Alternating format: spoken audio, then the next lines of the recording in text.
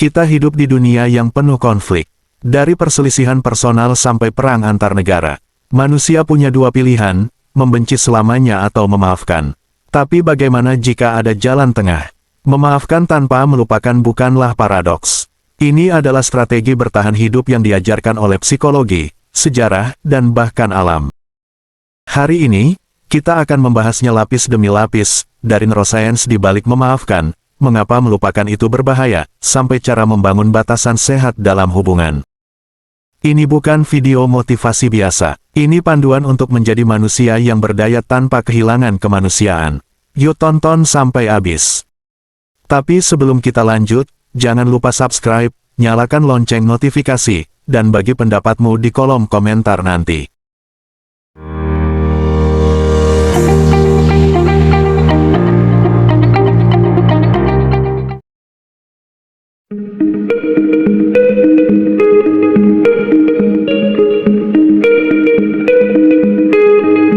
Memaafkan itu seperti mencoba menghentikan kereta yang sedang melaju.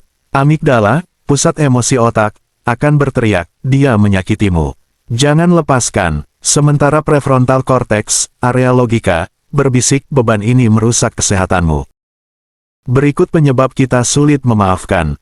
Pertama, disonansi kognitif. Saat kita memaafkan, otak harus memaksa dua keyakinan bertolak belakang. Orang ini jahat, vs. aku harus melepaskan kebencian. Kedua, ego dan identitas. Menurut studi Universitas Michigan, menolak memaafkan sering terkait dengan harga diri. Mengakui bahwa kita bisa terluka dianggap sebagai kelemahan. Ketiga, biological cost. Penelitian Dr. Frederick Luskin dari Universitas Stanford, menunjukkan bahwa menyimpan dendam meningkatkan kortisol, memicu risiko jantung dan imunitas turun. Bayangkan kebencian seperti virus di laptop. Jika tidak dihapus, dia akan menguras memori dan memperlambat sistem. Memaafkan adalah antivirus, bukan untuk menghapus sejarah, tapi mengisolasi virus agar tidak merusak masa depan.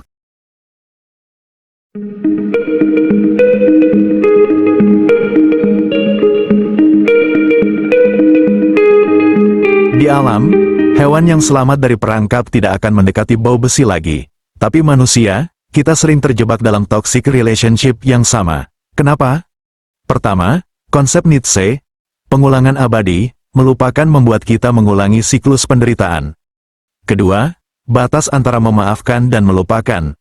Memaafkan, mengubah, aku benci kamu, menjadi, aku tidak membiarkanmu menyakitiku lagi. Sementara melupakan, mengubah, aku benci kamu, menjadi, aku akan mempercayaimu seperti dulu. Ketiga, studi kasus siklus kekerasan dalam hubungan. Data WHO menunjukkan 60% korban kekerasan domestik, yang kembali ke pelaku karena memaafkan dan melupakan, akan mengalami eskalasi kekerasan. Memaafkan tanpa batasan sama dengan undangan untuk disakiti ulang.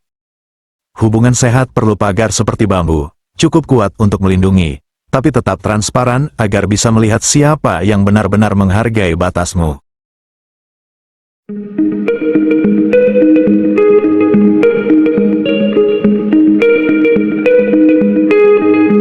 Berikut langkah-langkah yang bisa kamu lakukan.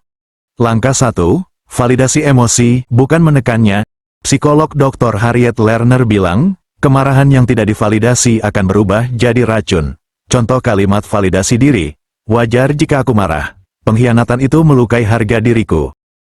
Langkah 2, bedakan orang, vs perilaku. Kamu bisa memaafkan seseorang tanpa memaafkan perilakunya. Contoh, aku memaafkan ayah karena aku tahu dia korban pola asuh keras, tapi aku tidak menerima cara dia menghukumku. Langkah 3, desain ulang batasan. Gunakan teknik zona merah, kuning dan hijau. Zona merah, hal yang tidak bisa ditolerir. Contoh, penghinaan publik. Zona kuning, hal yang bisa didiskusikan dengan syarat. Contoh, keterlambatan kronis.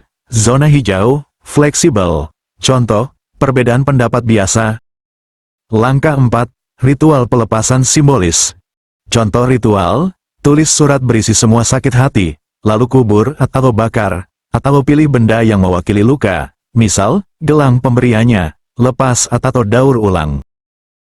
Memaafkan dengan integritas itu, seperti ritual Wakanoa suku Maori, yaitu mengubah sesuatu yang terlarang atau menyakitkan menjadi netral melalui tarian, nyanyian, atau air. Ini cara mereka memutus energi negatif tanpa melupakan sejarah.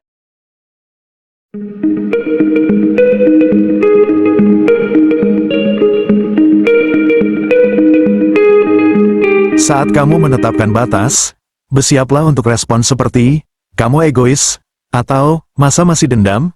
Strategi respons yang kamu lakukan, berdasar terapis Nedra Tawab. Pertama, teknik broken record, ulangi kalimat singkat tanpa emosi.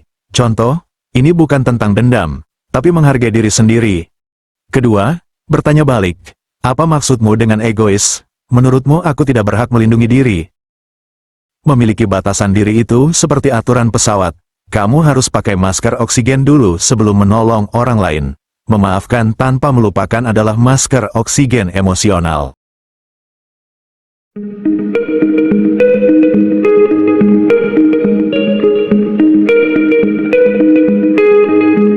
Dalam Mahabharata, Sisupala terus menghina Kresna. Kresna memaafkannya 100 kali.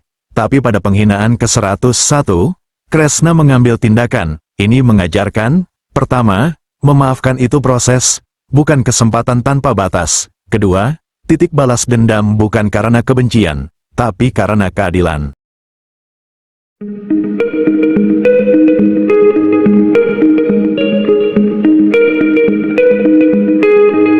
Memaafkan tanpa melupakan adalah seni menyusun mozaik. Setiap pecahan luka adalah bagian dari gambaran utuh dirimu.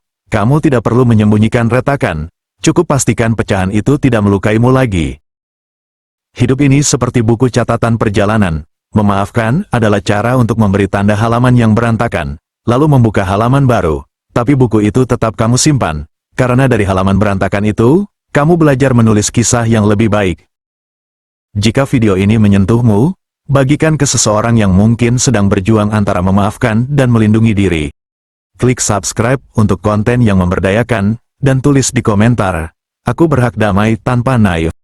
Sampai jumpa di video berikutnya. Salam manusia utuh.